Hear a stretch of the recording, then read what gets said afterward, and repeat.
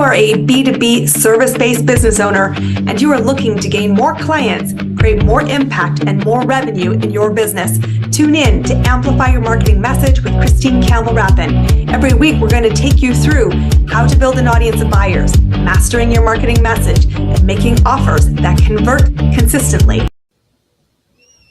Today, I want you to ask yourself, are you drifting in your business or are you driving it?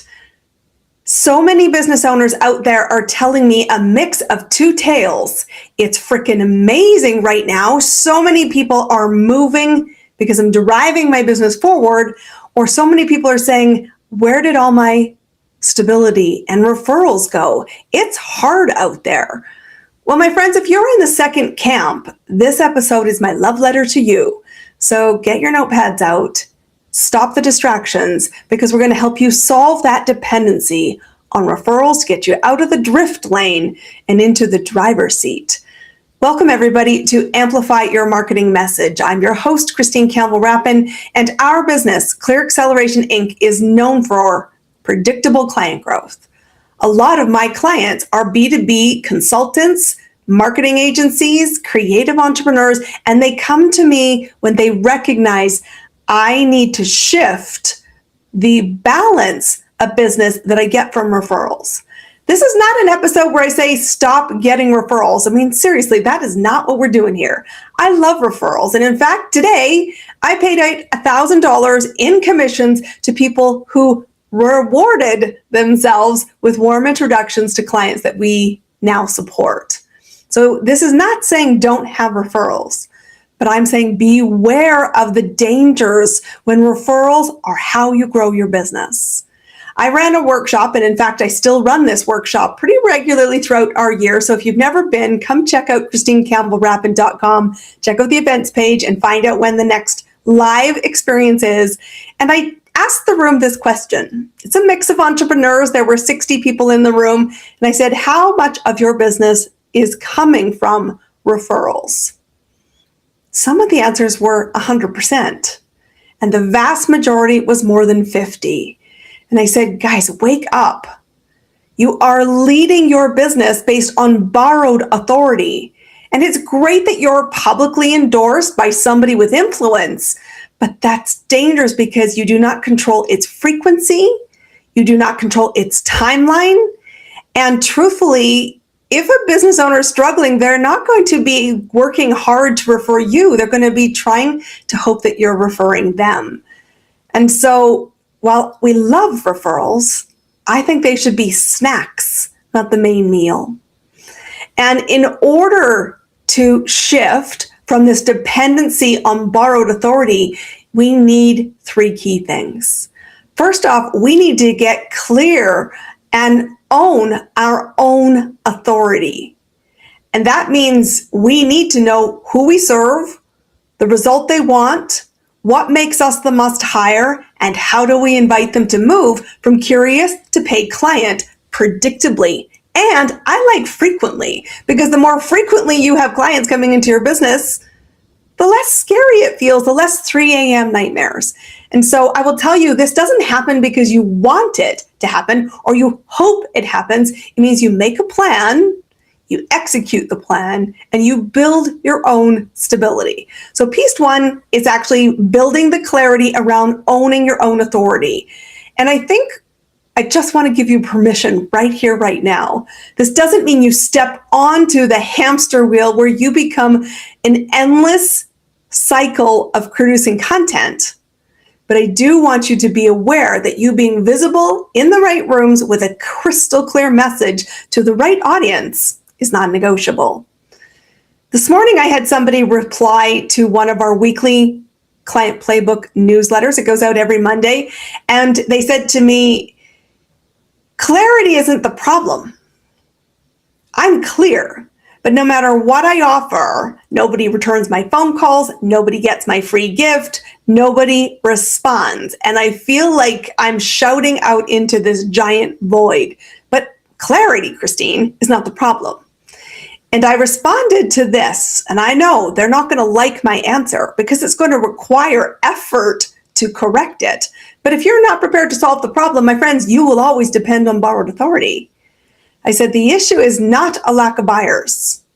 Google, Pinterest, YouTube, TikTok, any social platform is filled with people looking for questions and answers. If you're not seeing movement from what you create in content, it's because if you think you've nailed clarity, the issue might not be clarity. It's that you're in the freaking wrong room.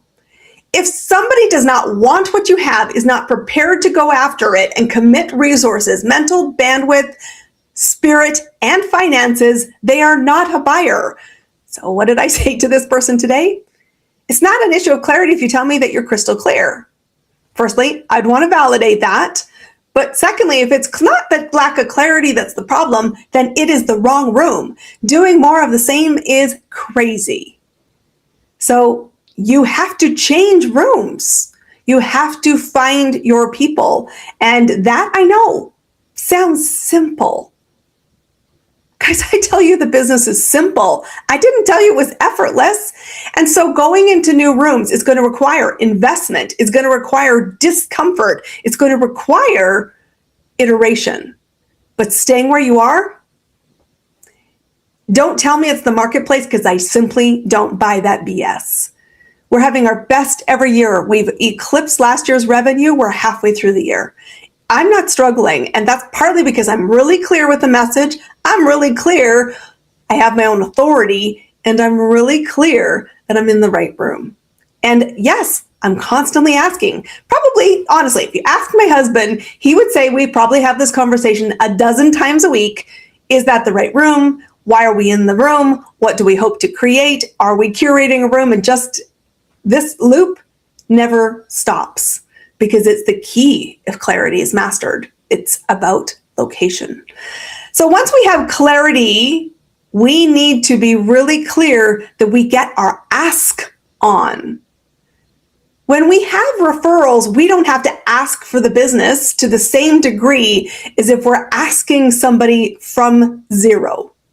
And I have this mantra, you may have heard it here before, or you've heard it in certainly our workshops, because I believe it to the fundamental core of my being. You must get your ask on. And the principle behind this is that you must get off zero. Nobody becomes a warm market until you invite them to warm up a relationship. Nothing moves if you simply become entertainment and wallpaper. You have to get into dialogue. And I think we need to recognize that conversation is the fastest path to cash. You can have digital conversations, but they're way slower than an actual real life, in real time conversation. You can do it by phone. If you're old school like me, you can do it by Zoom, old school like me, or you can do it in the DMs, which I don't do personally because I think you end up in the loop that goes nowhere. Fast. And I'm about the fast path to cash, the fast path to solution, the fast path to impact, the fast result. And that's what they're paying for, a result. So we have to get clear, and then we have to get moving. And so I want you to be thinking about, what is your plan that moves the ask? Every single day you have to get off zero. Every single day your job is crystal clear. I'm not here to judge whether you want what I have to offer. I'm not here to judge whether you can afford it, or whether you're ready to prioritize it or commit to it. But I know this truth: if I make no ask, you don't move, and nor do I. So what do I control? I control my frequency of ask. For us, we work at two strategies. Events, because I am crystal clear. Every client that's been through my business, every single client that's been through my business has come through an event. Some way they heard me think, saw me in real time, got the way I see the world, and said, I need that mix between somebody who's built $1 billion and has a lot of lived experience, and somebody who's going to kick my butt and say, if you want to be a C-level player, stay a C-level player. But if you want to move, you must move. And I will hold your hand, and I will do it with you in real time. And it will be way less scary than you attempting to do it on your own, because the evidence is, while you can, you're not. And nothing moves if you're not moving. So we have to be clear. To make predictable income, We must control the ask, not our referral partners. And so there's a discipline to that. There's clarity on what is a buyer.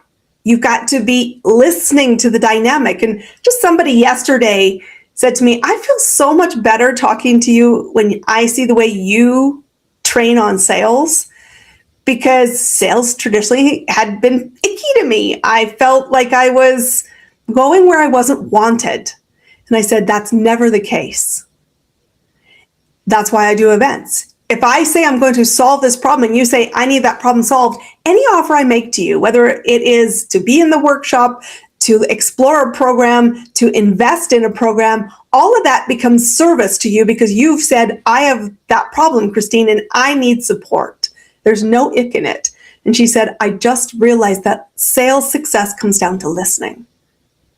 Listening to what's going on, listening to what support is needed, listening to all of these stories, and more importantly, what's the desired lived outcome? Because people will not pay for stuff.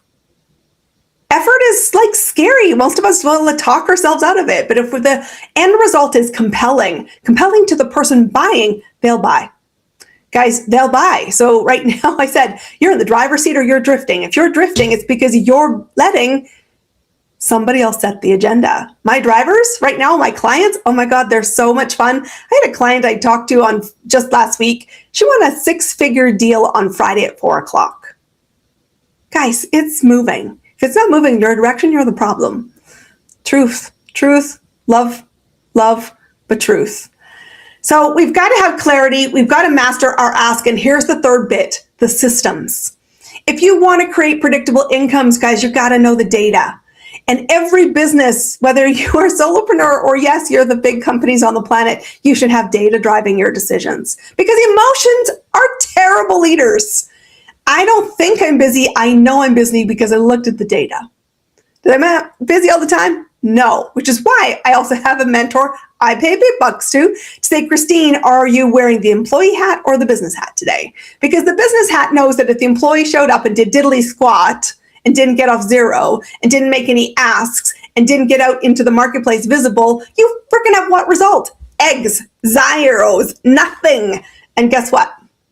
Fire them. Don't tolerate your own mediocrity, my friends. Got to be the business leader here. So having systems matters. And we teach our clients, and we've said it before here on the show, zero gatekeeping. 2 things predict your revenue. So measure these 2 things. How many people you're meeting, first measure. But guys, if you're in the wrong room, like the person who emailed me, I said, you're in the wrong room. You're getting no effectiveness out of the wrong room. Move rooms. You're not a tree. You're not rooted. You have 2 legs, hopefully, and you can move. So move. The invitation is on the table. But you're tracking how many people and how many of the right people. And if those numbers are not where you need them to be, we should have a frank conversation about why that's the case, because you've got to solve that problem. But once we have enough volume of people to talk to, you increase dramatically the probability of getting to the offer if you make the ask. So we track offers. And in offers, every offer made should have an outcome. There's no point making a proposal, making an offer, talking money if the person on the other side of the equation is not a buyer.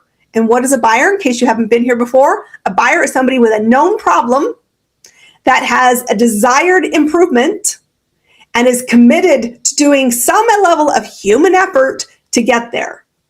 And we want, honestly, to have more predictable results for our clients, the commitment of sustained effort. Because sustained effort, compound effort improves dramatically results and client satisfaction. So it's not like I said, I want to be super fit and I'm going to eat one good meal. Any trainer would not want me as a client.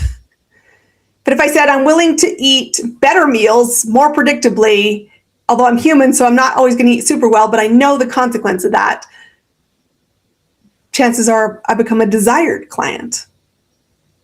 A human one, but a desired one. And so you need to have a system that tracks at least the minimum data. And guys, sure, should you do the same for your referrals? Absolutely. Referrals come more predictably the same way clients you generate come more predictably. When you have a disciplined system, you make the ask, you ensure clarity is not a question mark, and you work it every day. I think one of the mistakes I see most business owners do, especially if they use networking to grow their business, which is one of the ways to get in front of more people that we recommend, is this. They are not strategic about their conversations. They go into networking rooms either thinking the person in front of me will be a buyer, highly unlikely, small percentage that could be true, or they go into it thinking I'm looking for a collaborative partner, with this expectation that they're like some weird fantasy where just one new collaborative partner could change everything. And while that can be true, chances are you have lots of great collaborative partners already. So why aren't they delivering enough volume? Chances are you're not supporting them with great clarity, with great asks, with great tools, and with great systems so that they provide great, consistent referrals. In my business, I have probably about 6 key referral partners, and I meet with them regularly. We talk about what's going on in our business, what's the next event we're looking to do, what problem are we solving in that room, who needs to be in that room, and they make sure they have a very clear agenda to go help me. Guys, do you do that with your referral partners? No, don't duck my eyes, my friend. Answer that question, because if so, shift. You are not being effective, even though you are thinking referrals create stability. They don't if you don't have a good system. So where do you go from here? Well, I want you to get clear what problem you're solving. If you want to build your own stability, if you like I do, to know exactly how many new clients I'm looking to serve every month, how I'm going to build the map to make the amount of leads what I require, I get focused on the number of asks I need to make, and I execute the plan, then I don't know what miracle you're hoping to have happen. But the miracle was what I just said. It's a system, a roadmap that you execute, that you refine, and that you stay disciplined around. Momentum isn't magic, it's management. And I love predictable client growth. I love knowing what my expectations are and that I have a plan that succeeds consistently because I execute consistently. And everything above what we set as targets is gravy. And we see gravy a lot. And why do we see it? Because we are the engine. We're in the driver's seat. And so my invitation to you today is very simple. If right now you have a lot of great referrals, keep that engine running. But I want you to shift it from your primary meal to your snack. Yes, support it. Yes, please, I think for the love of all of it, reward it. We have a great referral program. If you love what we do and you want to refer us, refer this podcast first and foremost. But if you actually think somebody's right for client who's got a known problem, already sees an aspiration and is ready to commit to work towards it, then go onto our website, ChristineCampbellRapin.com. Right at the very bottom of it, you say there's a button, we love referrals. Submit somebody. We'll connect to them. We'll reward you if they say yes to our program, if we think it's a fit, because we never have people accidentally become clients. They all do it by intentional choice. But build that and start solving your own plan. Ask, is the issue clarity? Is the issue I don't know how to ask, or I don't have an established sales process that I'm following or that's effective? And I need you to be tracking the data. I need you to get honest and celebrate what's working. And I need you to be the ruthless leader who prunes the ineffective branches that are not going to lead you to the outcome you want. Because in this economy, I will tell you, do not believe your own BS story that the market's hard, people are price sensitive, and nobody's buying. What they have is a lower tolerance for BS, a lower tolerance for fluff. They're saying, I need facts, figures, evidence, roadmaps, foundations, and I need somebody to care. Oh my God, friends, that's simple, but not effortless. So put the effort on the things that win, because I want you to win. Seriously, it's the only reason I do this. I want you to win. So let's win together. My name is Christine Campbell Rapin. It's go time. Move beyond the engine of borrowed authority, create your own, write your own paycheck, create your own stability. And if you need support, I am always here to have that conversation. I'll see you on our next episode. That's a wrap on another amazing episode of Amplify Your Marketing Message with me, your host, Christine Campbell Rapin. Be sure to subscribe on your favorite podcast platform so you don't miss another great episode. And be sure to visit ChristineCampbellRapin.com